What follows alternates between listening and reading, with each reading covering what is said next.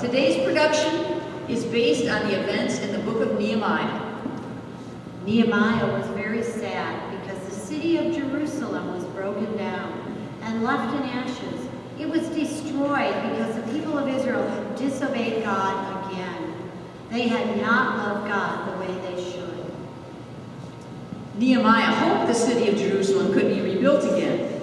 Nehemiah prayed to God. He repented and said, God, I know we have sinned against you. I know we have not obeyed your rules. Please help me rebuild the city. Before long, people all over the city were excited about rebuilding the wall. All kinds of people helped: soldiers, shepherds, priests, and even boys and girls. When the wall was finished, people came from all over to praise God. They thanked God for sending Nehemiah to rebuild the wall. Our production shows us God's power.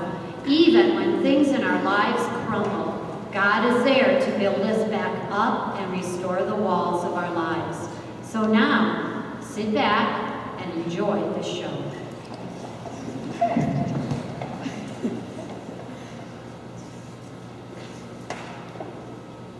Thank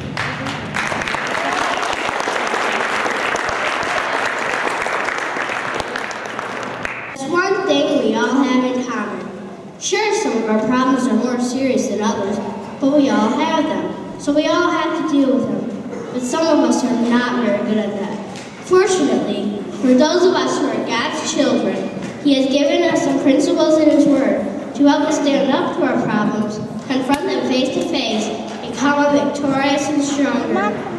Nehemiah was a man gifted in knowing what to do when a problem arose. You've probably heard of Nehemiah, but let me refresh your memory. Nehemiah was an Israelite living in captivity in Babylon after God's chosen people had been defeated by the Babylonians. He was the king's cupbearer, or wine taster. Some of the Israelites had been allowed to stay in Jerusalem. Their brothers in captivity, including Nehemiah, were always anxious to receive word from their beloved city, but on this one particular occasion, the news was not good. The remnant of our people living in Jerusalem are in distress. The walls of the city have been torn down. The gates to the city have been burned. Our brothers are being led. It's embarrassing, and it's bringing shame to us and to our God.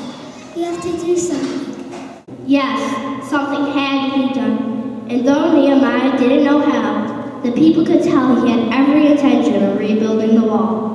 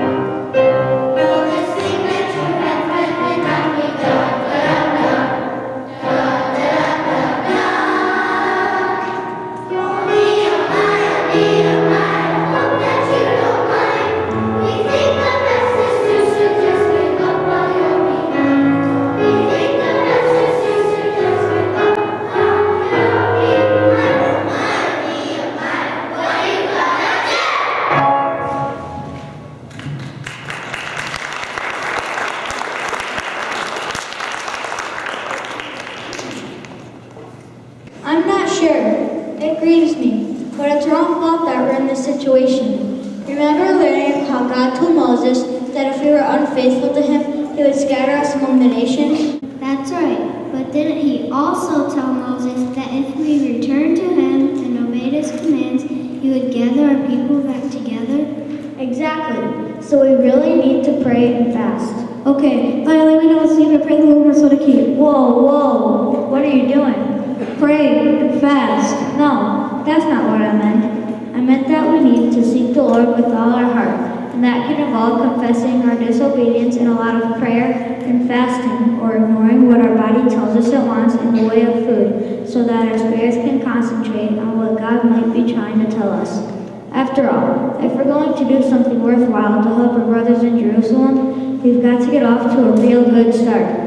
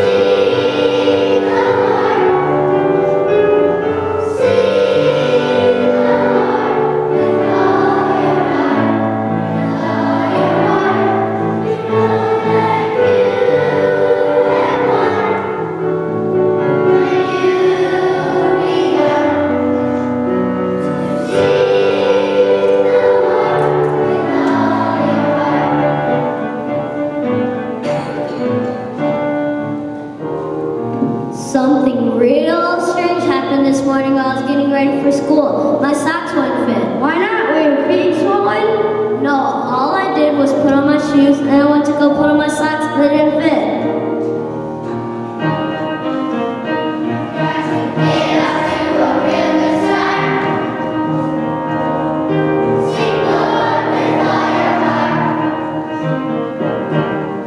Hey, I just learned how to count. You want to hear?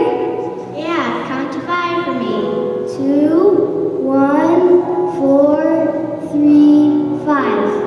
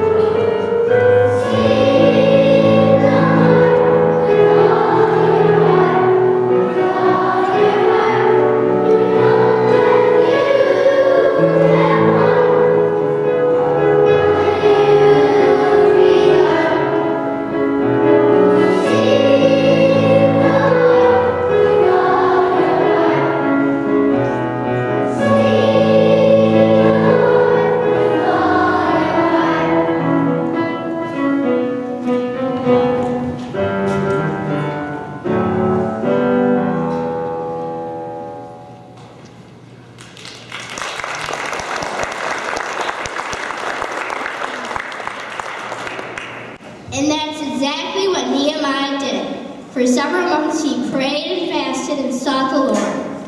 He eventually had the opportunity to ask the king for permission to go to Jerusalem to rebuild the wall and restore dignity to his people.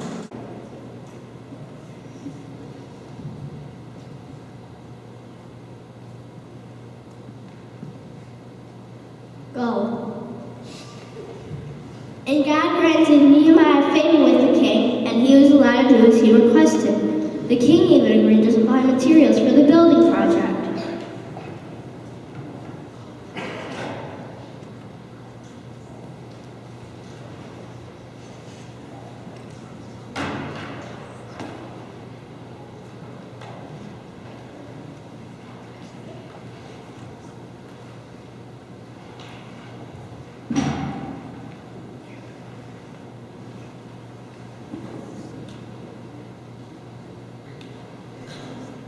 Well, Nehemiah, we made it all the way from Babylon.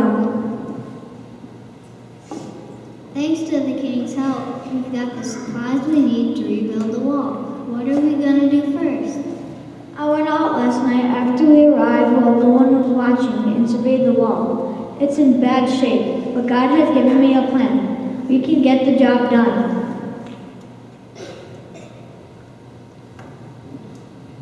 Nehemiah, all the people that live here in Jerusalem would like to know what are you doing and what all these building materials are for. God has put it in our heart that we should rebuild the walls of this city to protect our homes so that other people will quit calling us sissies and saying our God is powerless. God's people should not live in a state of fear and defeat like this. What? Rebuild the wall? Us? It just can't be done, Nehemiah. You haven't been out here. You don't know the kind of obstacles there are.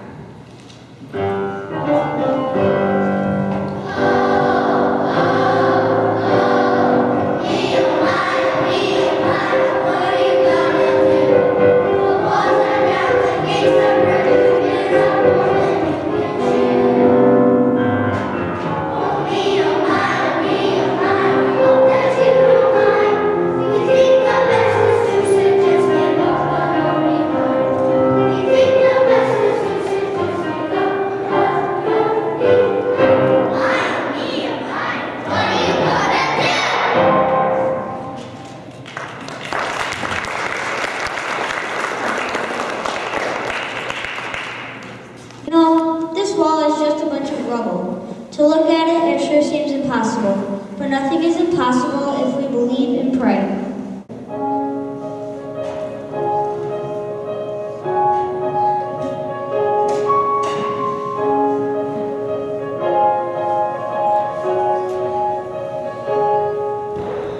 I'm God.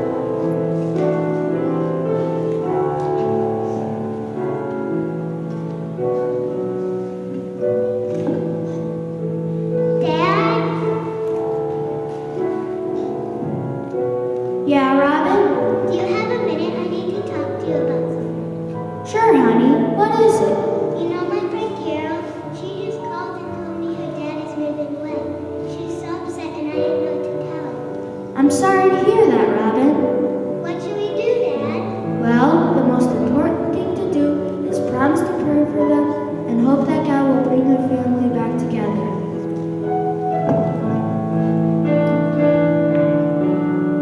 You get tall when you fall on your knees. You get tall when you fall on your knees. Problems are shrinking the moment I'm thinking of prayer, thinking of prayer. You get tall when you fall on your knees. You get tall when you fall on your knees. When you're unhappy, here's what to do. Take it to Jesus, you'll see it's true. You get tall when you fall on your knees. You get tall when you fall on your knees.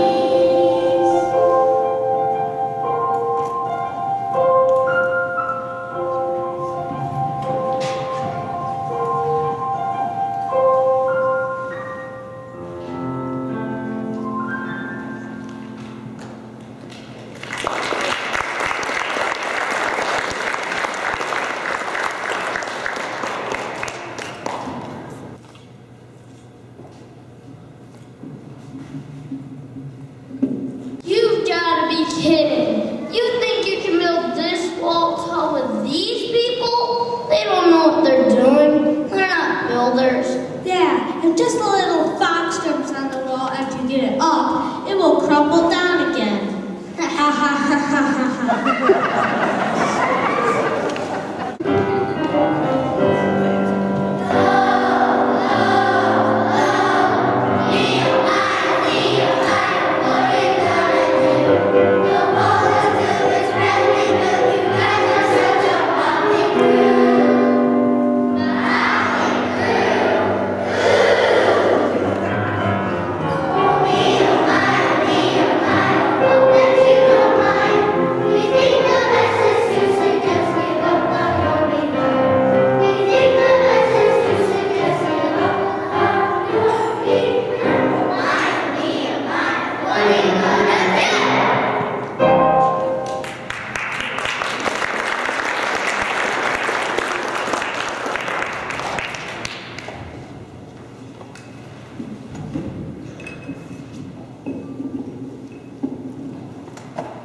Okay, team, listen up. This is the big one. We've got a tough job ahead of us, but we can do it. We've prayed, we've planned, we're prepared. And now it's time to perform and quit listening to what our enemies are saying. Sure, they're laughing at us and saying we can't do it. But we don't have much experience, but we've got heart, and we've got the Lord. So I say we can. But we've got to get out there and work together as a team.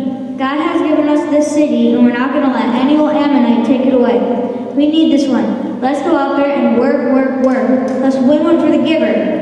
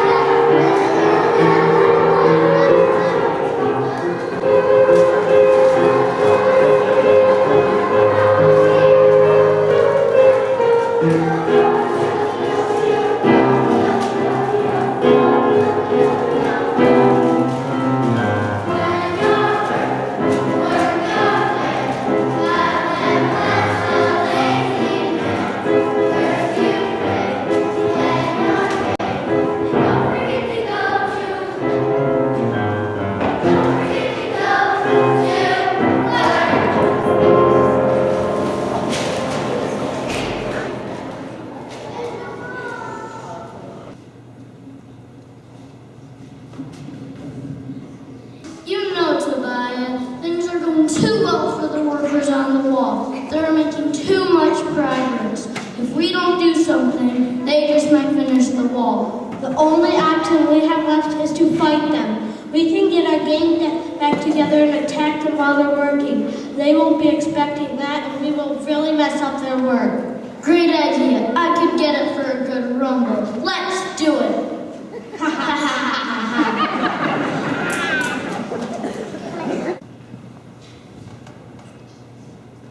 Nehemiah, I just heard Samuel and Tobiah talking. They're planning on attacking us while we're working on the wall, so we won't be able to finish it.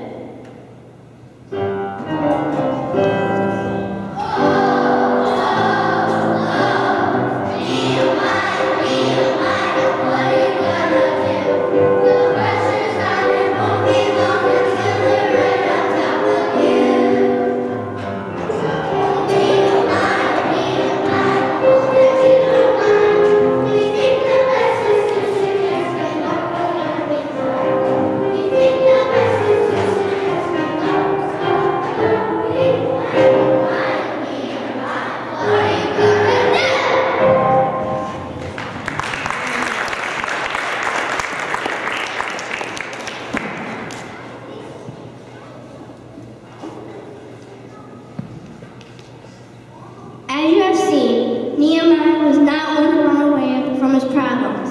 He depended upon Jehovah God for guidance and strength. And just as God stood ready to help Nehemiah, Jesus stands ready to help us live victoriously in Him and make us even more than conquerors. No, Nehemiah was not about to be defeated, and he spoke words of encouragement to the people of Israel. Don't be afraid of them. Remember the Lord who is great and awesome, and fight for your families. Here's what we've got to do. We've got to keep working, but be ready to fight if we have to. Keep your tools in one hand and your sword in the other. Keep alert, because the enemy could attack at any moment.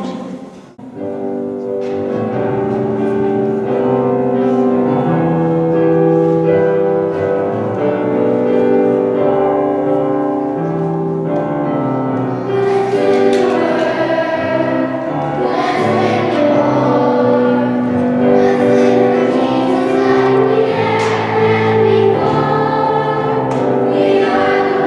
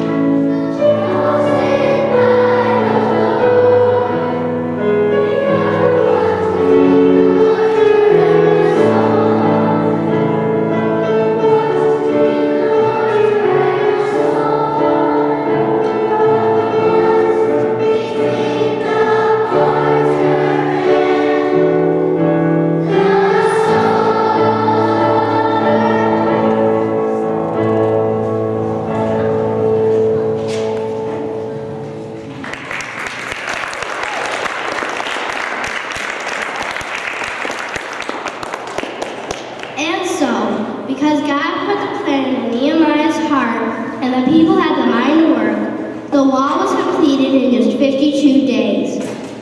And Nehemiah, telling the people that the joy of the Lord is your strength, called for a celebration. The Bible tells us that the joy of Jerusalem was heard from